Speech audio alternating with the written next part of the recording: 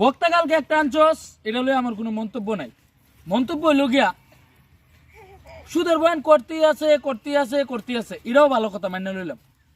কইতেছে একবারে মনে রাখবেন ভাইয়েরা। ভাইয়েরা মানে কি? সবাইরে বুঝাইছে না, কিন্তু এনে এক পর্যায়ে খালি আমার দিকে আঙ্গুলটা নিতেছে। মনে রাখবেন ভাইয়েরা মানে কি আমি একা নাকি?